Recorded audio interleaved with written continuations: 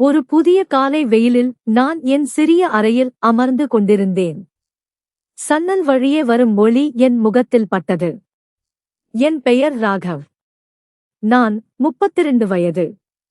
ஒரு சிறிய கிராமத்திலிருந்து வந்து வங்காளத்தில் வேலைக்கு வந்து சில மாதங்கள் ஆகியிருந்தன. என் வாழ்க்கையில் ஒரு வசந்தம் வீசியது போல தோன்றியது. ஒரு வங்காள பெண் என்னை விரும்பத் தொடங்கினாள். அவள் என்னை விட வயதில் மிகவும் சிறியவள், இளமையானவள், அழகானவள். அவள் என்னை திருமணம் செய்து கொள்ள விரும்புவதாக கூறினாள். நான் எங்கே வேலை செய்தேனோ அதே தொழிற்சாலையில் உற்பத்தி துறையில் அவளும் என்னுடன் பணியாற்றினாள். அவள் என்னை பிடித்துள்ளதாக சொன்ன அந்த நொடியில் என் மகிழ்ச்சிக்கு எல்லையே இல்லை. என் இதய துடிப்பே ஒரு கணம் நின்றுவிட்டது. ஒரு சிறிய கிராமத்திலிருந்து வந்து ஒரு சாதாரண வேலையில் அமர்ந்த நான் ஒரு வங்காள பெண்ணுக்கு கணவன் ஆவேன் என்று கனவிலும் நினைக்கவில்லை.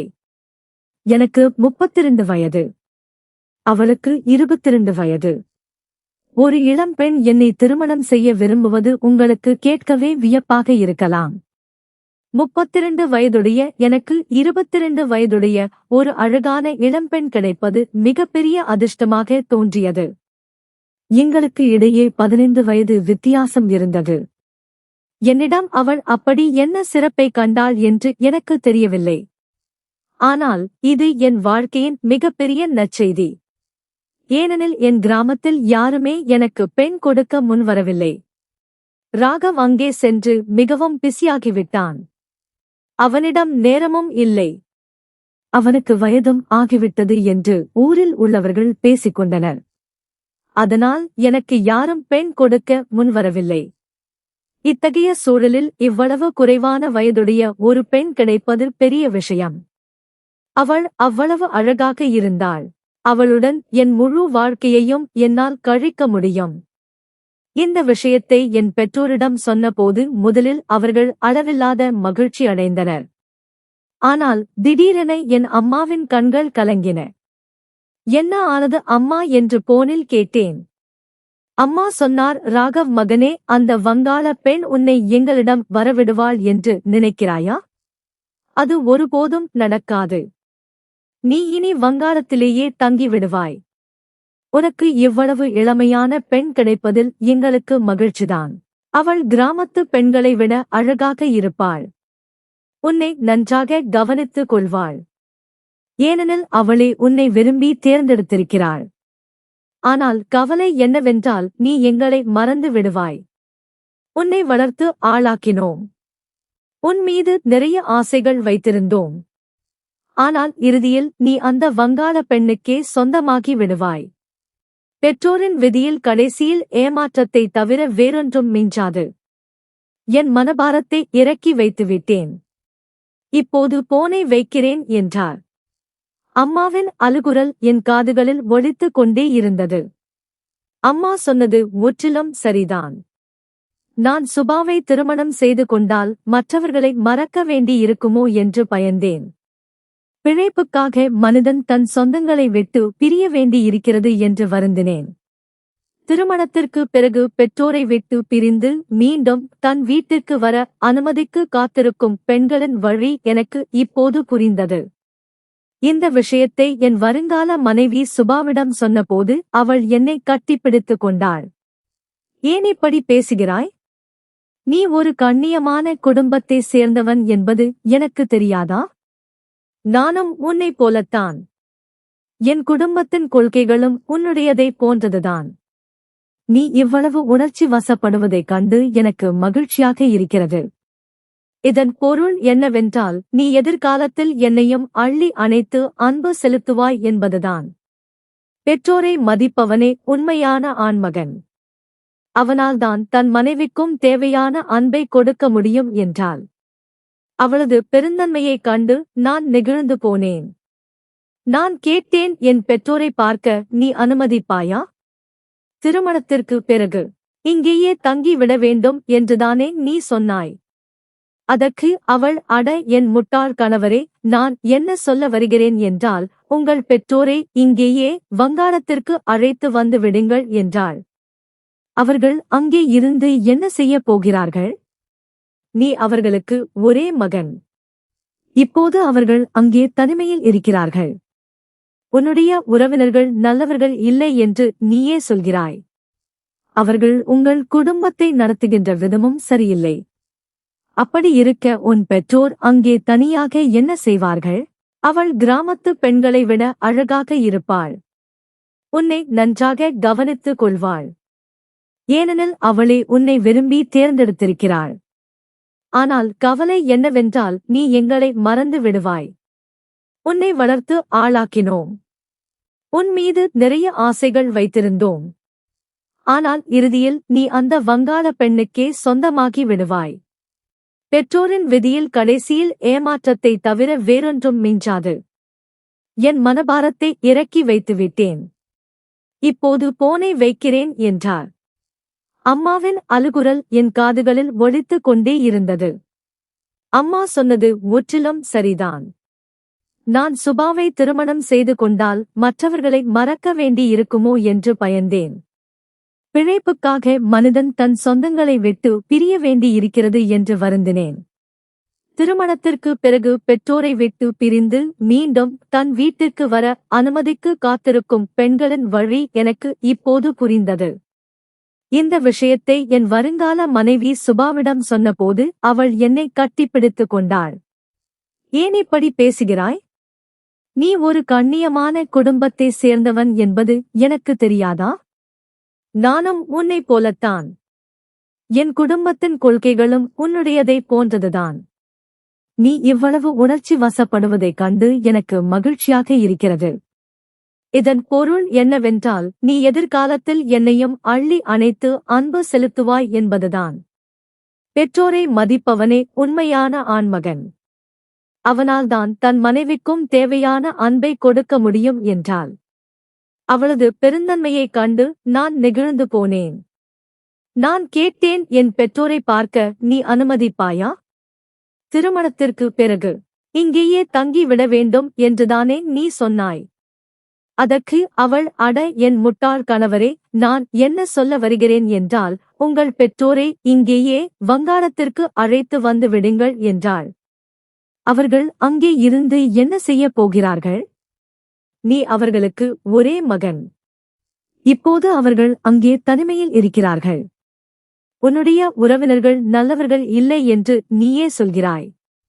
அவர்கள் உங்கள் குடும்பத்தை நடத்துகின்ற விதமும் சரியில்லை. அப்படி இருக்க உன் பெற்றோர் அங்கே தனியாக என்ன செய்வார்கள்?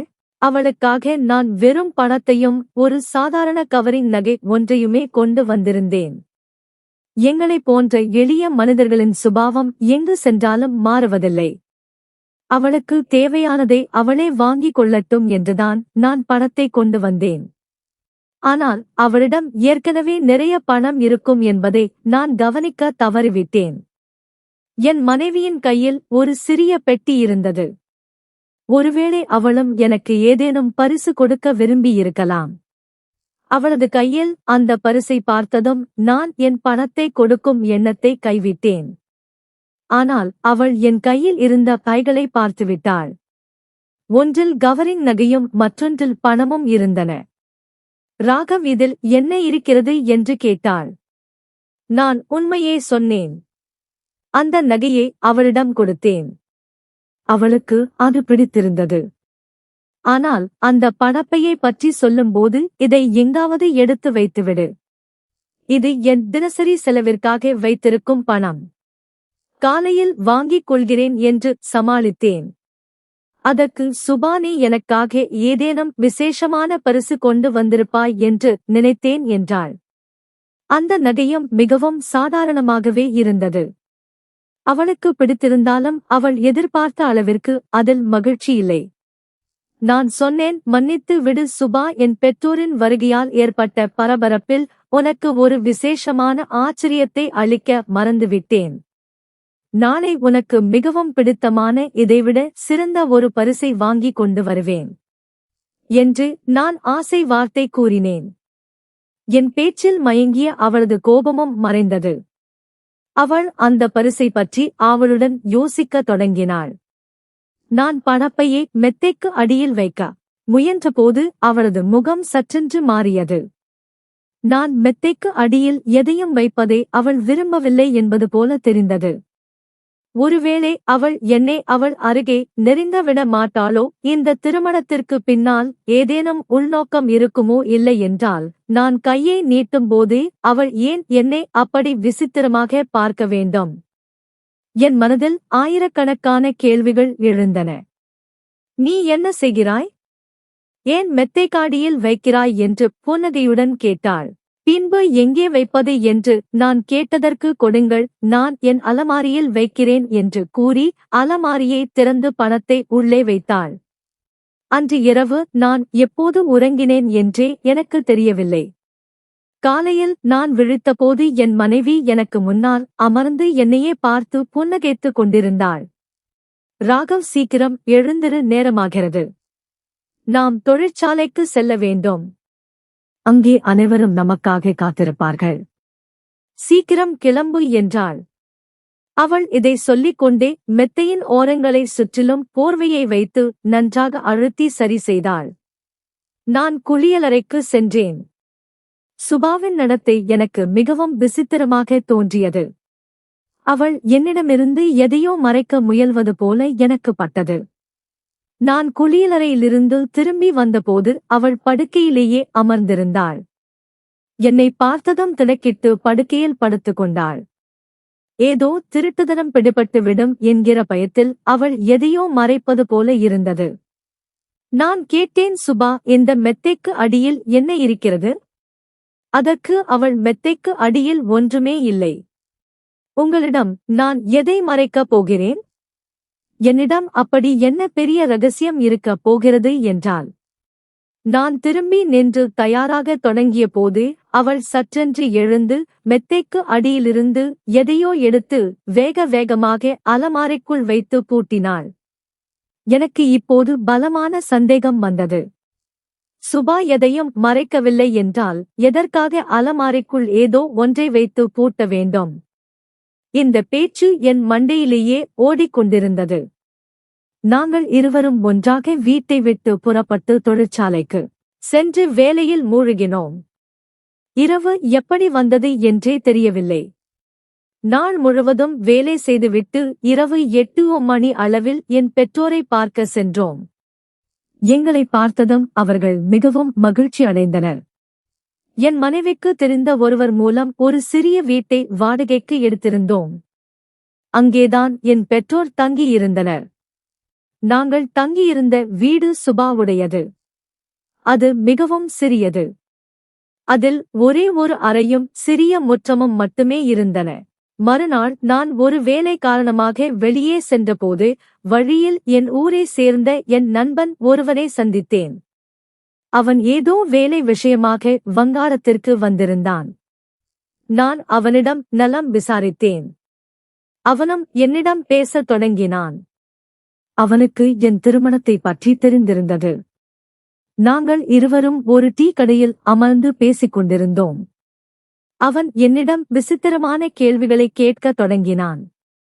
திருமணமான அன்றைய இரவு பற்றி அவன் கேலியாக பேச ஆரம்பித்தான். நான் அதை வன்மையாக மறுத்தேன்.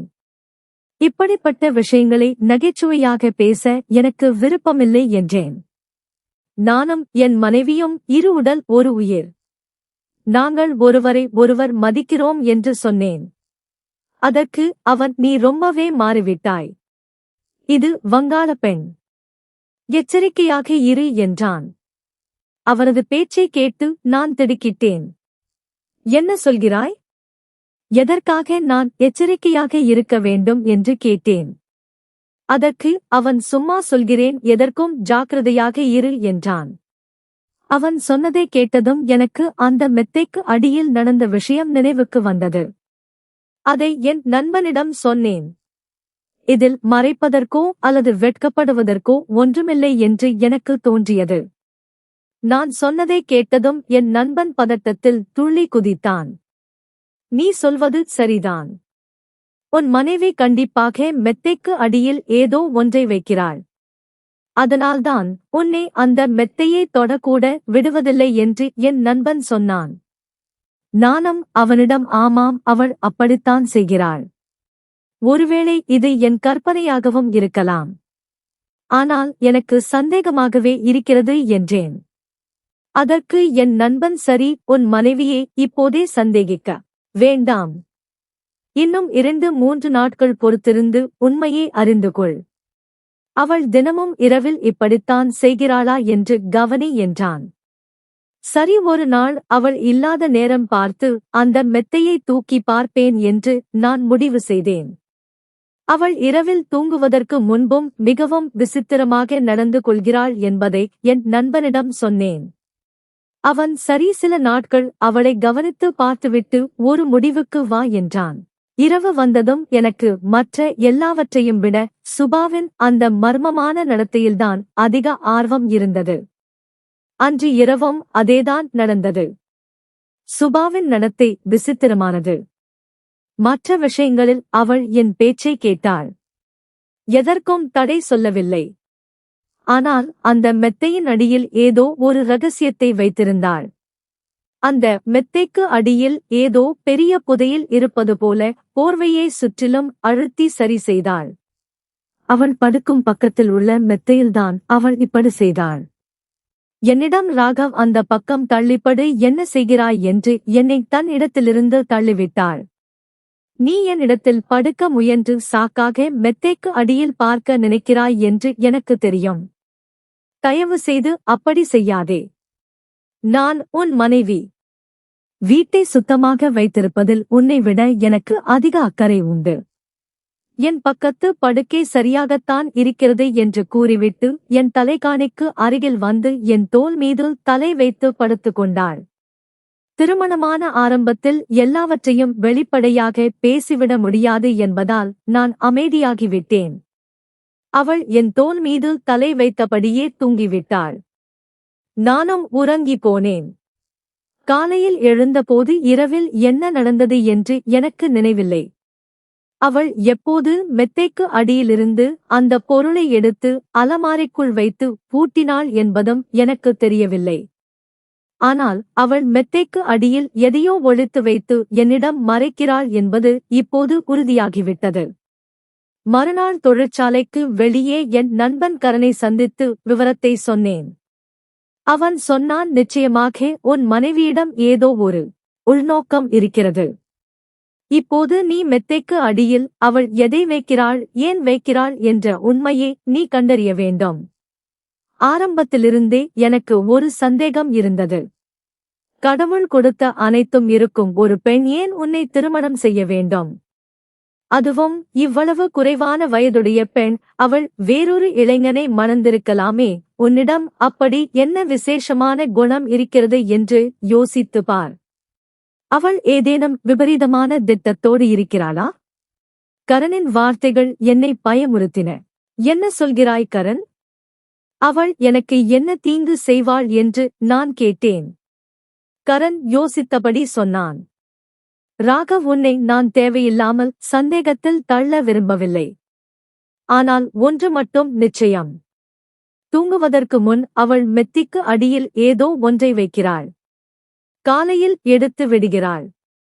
அதை நீதான் எப்படியாவது கண்டுபிடிக்க வேண்டும். ஏதேனும் அசம்பாவிதம் நடந்தால் அதற்கு யார் பொறுப்பு? உன் பெற்றோரை வேறு இங்கே வரவழைத்து விட்டாய். 1 மாதத்திற்கு முன்பு வரை உனக்கு முற்றிலும் அந்நியமான ஒரு பெண்ணுடன் இன்று ஒரே அறையில் வசிக்கிறாய். உணவருந்துகிறாய். கண்மூடித்தனமாக யாரையும் நம்பாதே. உன் பெற்றோரின் பொறுப்பும் உன் தலையில்தான் இருக்கிறது. காரனின் பேச்சு என் மனதில் ஆழமான சந்தேகத்தை விதைத்தது. இன்று ஒரு கணவனாக என் உரிமையை பயன்படுத்தி கட்டாயமாக அந்த மெத்தையை தூக்கி பார்ப்பேன். தினமும் அவள் தடுப்பதை கேட்டு நான் சும்மா இருக்க முடியாது. கணவன் மனைவிக்குள் ரகசியங்கள் இருக்கக்கூடாது என்று எனக்குள் உறுதி பூண்டேன். வீட்டுக்கு சென்றதும் மெத்தையை தூக்கி பார்க்க வேண்டும் என்று நான் மனதிற்குள் தீர்மானித்தேன். அப்போது தற்செயலாக பின்னால் திரும்பி பார்த்த எனக்கு தூக்கி வாரி போட்டது. என் மனைவி சுபா அங்கே எனக்கு பின்னால் நின்று கொண்டு நாங்கள் பேசிய அனைத்தையும் கேட்டுக் கொண்டிருந்தாள். அவளை பார்த்ததும் எனக்கு பயங்கரமான அவமானமாக இருந்தது. எவ்வளவு பெரிய தவறு செய்துவிட்டேன். என்னைப் பற்றி அவள் என்ன நினைப்பாள் என்று என் மனதிற்குள் வருந்தினேன். என் திட்டத்தை என் மனைவி முழுமையாக தெரிந்து கொண்டாள் என்று நினைக்கும்போது நான் உள்ளுக்குள் வருந்தினேன். இப்போது அவளிடம் சென்று மெத்தைக்கு அடியில் என்ன வைத்திருக்கிறாய் என்று கேட்டால் அது மிகவும் தரம் தாழ்ந்த செயலாக தோன்றும். அவளது முக பாவனையை பார்த்தபோது அவளுக்கு என் மீது மிகுந்த கோபமும் வருத்தமும் ஏற்பட்டிருந்தது போல தெரிந்தது. என் மனைவியை பற்றியே நண்பனிடம் புறம் பேசும் ஒரு மானமில்லாத மனிதனாக நான் அவளுக்கு தெரிந்திருப்பேன். நான் என் மனைவிக்கு முன்னால் கூனி குறுகி நிற்பதை என் நண்பனும் கவனித்து விட்டான். அவன் சொன்னான், நீ என்னை இவ்வளவு பைத்தியமாக இருக்கிறாய்.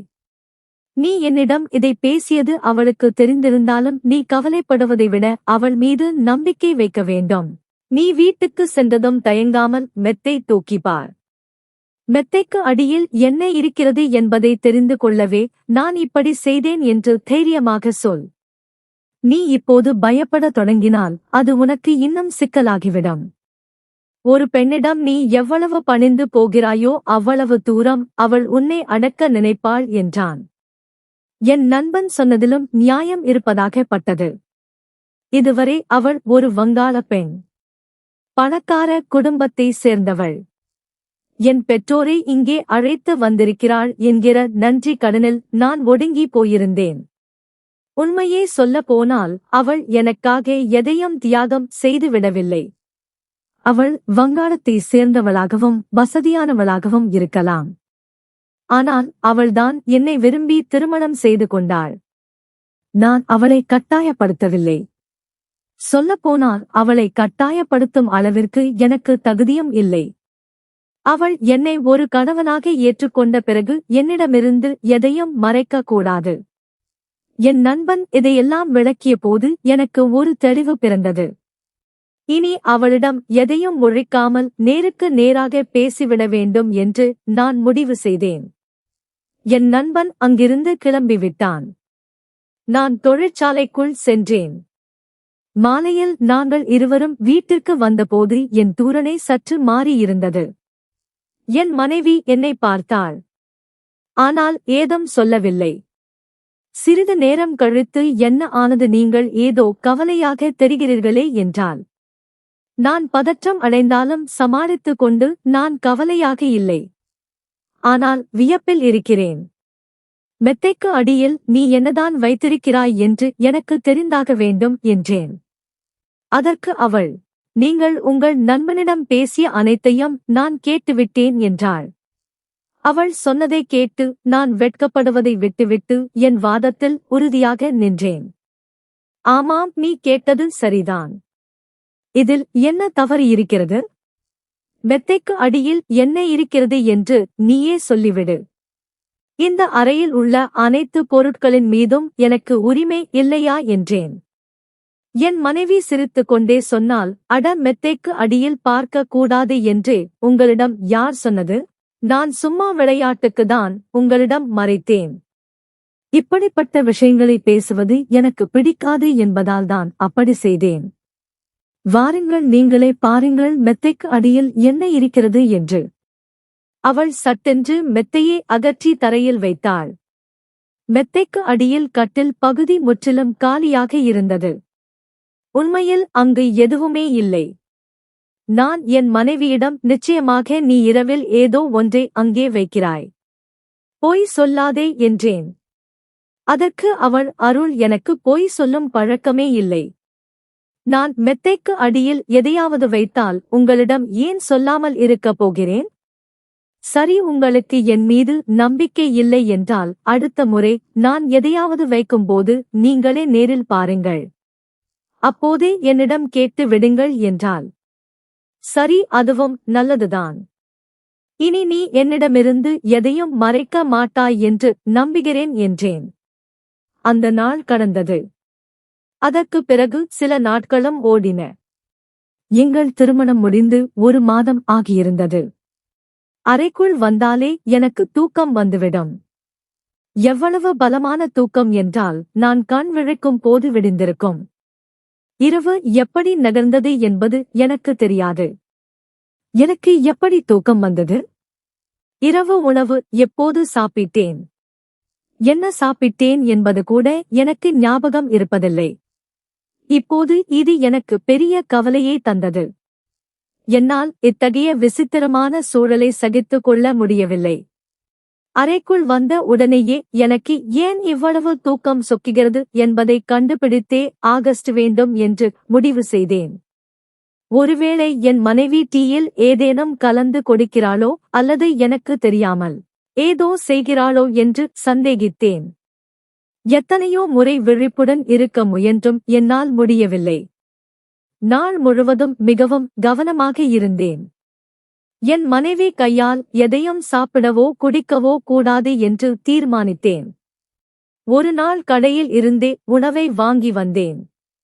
நாங்கள் இருவரும் அதையே சாப்பிட்டோம். ஆனால் அன்றைய தினமும் வீட்டிற்குள் நுழைந்த உடனேயே எனக்கு தூக்கம் கண்ணை சுற்றியது. இருப்பினும் அன்று ஒரு நல்ல விஷயம் நடந்தது. அதிகாலை 6 மணிக்கே எனக்கு விழிப்பு வந்துவிட்டது. பொதுவாக காலையில் எழுந்தவுடன் எனக்கு மிகவும் புத்துணர்ச்சியாக இருக்கும். அதனால் இரவில் நடந்த மர்மங்களைப் பற்றி என்னால் யோசிக்கவே முடியாது. நான் என் வேலையில் அதிக கவனம் செலுத்தினேன். என் மனைவியும் அப்படித்தான். என்னுடன் தொழிற்சாலைக்கு வருவாள். நாள் முழுவதும் வேலையில் மூழ்கியிருப்பாள். இரவு வீட்டுக்கு வந்ததும் எங்களுக்கு உணவு சமைப்பாள். நானும் சில சமயம் அவளுக்கு சிறு உதவிகள் செய்வேன். இறுதியில் அவளிடமே கேட்டு விடலாம் என்று முடிவு செய்தேன். மிகுந்த அன்புடனும் காதலுடனும் அவளிடம் கேட்டேன். என் உயிரே, எனக்கு ஒன்று மட்டும் சொல்லிவிடு. அறைக்குள் வந்தாலே எனக்கு தூக்கம் வரும்படி நீ என்ன மந்திரம் செய்கிறாய்? அந்த மெத்தை ரகசியத்தையே நான் மறந்துவிட்டேன். மெத்தைக்கு அடியில் நீ என்னதான் வைத்திருந்தாய் என்று நான் கேட்டேன். இதை கேட்டதும் அவள் சிரிக்கத் தொடங்கினாள். பாருங்கள், உங்கள் மீது நான் ஏதோ மாந்திரிகம் அல்லது சூனியமோ செய்திருப்பதாக நீங்கள் நினைத்தால் அது தவறு. எனக்கு அந்த மாதிரி விஷயங்களை பிடிக்காது. அப்படிப்பட்டவர்களை கண்டாலே எனக்கு வெறுப்பு. ஆனால் ஒருவித மந்திரம் நான் உங்கள் மீது செய்தது உண்மைதான் என்றாள். அவள் சொன்னதை கேட்டு நான் பயந்தேன். பாருங்கள், மற்ற நகரங்களில் உள்ளவர்களுக்கு ஒரு தவறான பழக்கம் இருக்கிறது. தினமும் இரவு தாமதமாகவே வீட்டிற்கு வருகிறார்கள். ஆனால் எங்கள் ஊரில் அப்படி இல்லை. இங்குள்ள ஆண்கள் அனைவரும் சீக்கிரம் வீட்டுக்கு வந்து தங்கள் குடும்பத்தோடு உறங்கி விடுவார்கள். இங்குள்ள ஆண்கள் இரவு வெகுநேரம் வரை நண்பர்களோடு அமர்ந்து பேச மாட்டார்கள். வீட்டை விட்டு வெளியேறவும் மாட்டார்கள். பெண்களும் குழந்தைகளும் கூட அப்படித்தான். அனைவரும் இரவு 8 மணிக்கெல்லாம் உறங்கி விடுவார்கள். அதிகாலை 6 மணிக்கு எழுந்து விடுவார்கள். நான் கேள்விப்பட்டிருக்கிறேன். மற்ற நகரத்து இளைஞர்களும் ஆண்களும் இரவு 1 மணி அல்லது 2 மணிக்குதான் வீட்டிற்குள் நுழைவார்களாம். ஆனால் இங்கே அப்படி எதுவும் நடப்பதில்லை. எங்களுடைய முறை மிகவும் வேறுபட்டது. நீங்களும் இங்கு வந்து உங்கள் இஷ்டப்படியே நடந்து கொண்டீர்கள். நாம் தொழிற்சாலையிலிருந்து வந்த பிறகு நீங்கள் சாப்பிட்டுவிட்டு வெளியே சென்று விடுவீர்கள். நான் வீட்டில் தனியாக உங்களுக்காக காத்துக் கொண்டிருப்பேன். உங்களுடைய இந்த முறை எனக்கு சுத்தமாக பிடிக்கவில்லை. என் பேச்சை கேட்டு கோபப்படாதீர்கள். ஆனால் நீங்கள் செய்தது தவறு. நீங்கள் இரவில் வீட்டில் இருந்து உங்கள் மனைவியை கவனித்துக் கொள்ள வேண்டும். நீங்கள் என்னுடன் வீட்டு வேலைகளில் உதவி செய்கிறீர்கள். ஆனால் எப்போதும் வெளியே செல்வதிலேயே குறியாக இருக்கிறீர்கள். உங்களிடம் சண்டையிட்டு உங்களை மாற்ற முயன்றால் ஒருவேளை நீங்கள் என் மீது கோபப்படக்கூடும் என்று நான் பயந்தேன். ஆனால் உண்மையை சொல்லுங்கள். நீங்கள் வீட்டில் இருந்து உங்கள் மனைவியை கவனித்துக் கொள்வது உங்களுக்கு பிடிக்கவில்லையா? நீங்கள் இல்லாத நேரத்தில் யாராவது வீட்டிற்குள் புகுந்து எனக்கு தீங்கு விளைவித்தால் அது உங்களுக்கு பிடிக்குமா என்று அவள் கண்கள் கலங்க கேட்டாள். நான் இதையெல்லாம் செய்தது எதற்காக தெரியுமா? நீங்கள் இரவில் சீக்கிரம் வீட்டிற்கு வந்து சீக்கிரம் உறங்க வேண்டும் என்பதற்காகத்தான். இந்த நகரத்தில் குற்றங்கள் அதிகம். என் கணவன் ஏதேனும் ஆபத்தில் சிக்கிக் கொள்வதையோ அல்லது தவறான வழியில் செல்வதையோ நான் விரும்பவில்லை. நாம் சாமானிய மனிதர்கள். நிம்மதியாக வாழ வேண்டுமானால் நம் வாழ்க்கை முறையை மாற்றிக்கொள்ள வேண்டும். உங்கள் கிராமத்தில் இரவு தாமதமாக வரும் பழக்கம் இருக்கலாம். ஆனால் இங்கே அது செல்லாது. இங்கே இரவு ஆகிவிட்டால் ஒரு குழந்தை கூட வீட்டை விட்டு வெளியே வராது. அதனால்தான் அதிகாலையிலேயே அனைவரும் எழுந்து வேலைக்கு சென்று மாலையில் சீக்கிரம் வீடு திரும்பி குடும்பத்துடன் நேரம் செலவிடுகிறார்கள். இனி உங்கள் தூக்கத்தை பற்றி சொல்கிறேன். நான் அறையில் ஒரு விசேஷமான கொசுவர்த்தியை பயன்படுத்துகிறேன். அது கொசுகளை விரட்டுவதோடு மட்டுமல்லாமல் அதன் நறுமணம் நமக்கு ஆழ்ந்த தூக்கத்தையும் தரும். நான் உங்களை உறங்க வைத்துவிட்டு எங்காவது செல்கிறேன் என்று நீங்கள் நினைத்தால் அது தவறு. நான் உங்களுடனேயே உறங்கி விடுவேன். அந்த நறுமணத்தின் காரணமாகத்தான் நீங்கள் வீட்டிற்குள் நுழைந்த உடனேயே தூக்கம் சொக்குகிறது. நம் வாழ்க்கை சுமூகமாக இருக்க வேண்டும் என்பதற்காகத்தான் நான் இதை செய்தேன். தயவு செய்து சின்ன சின்ன விஷயங்களுக்கு எல்லாம் சந்தேகப்படாதீர்கள். நீங்கள் என்னிடமே கேட்டிருந்தால் நான் அப்போதே சொல்லி இருப்பேன். ஆனால் நீங்கள் முதலில் உங்கள் நண்பனிடம் சொல்லிவிட்டு பிறகு என்னிடம் கேள்வி கேட்டீர்கள். அவள் சொன்னதை கேட்டு நான் மிகவும் அவமானம் அடைந்தேன். உண்மையில் நாம் சில நேரங்களில் அப்படித்தான் செய்கிறோம். சிறிய விஷயங்களை மனதில் போட்டு பெரிய பிரச்சனையாக்கி விடுகிறோம். அந்த சந்தேகம் நம் உறவின் அழகையே மறைத்துவிடும். நான் உங்கள் அனைவருக்கும் ஒன்று சொல்லிக் கொள்கிறேன். உங்கள் துணை மீது சந்தேகம் வந்தால் அவரோடு நேருக்கு நேர் அமர்ந்து பேசி தெளிவு பெறுங்கள். உங்கள் அழகான வாழ்க்கையை சந்தேகத்தால் அழித்து விடாதீர்கள். சந்தேகம் என்பது ஒரு குடும்பத்தை மட்டுமல்ல, ஒரு மனிதனின் வாழ்க்கையையே பாழாக்கிவிடும். நல்ல வேளை என் மனைவி புத்திசாலியாக இருந்தால் அவள் எனக்கு உண்மையை ஒரு புதுமையான முறையில் புரிய வைத்தால் நன்றி.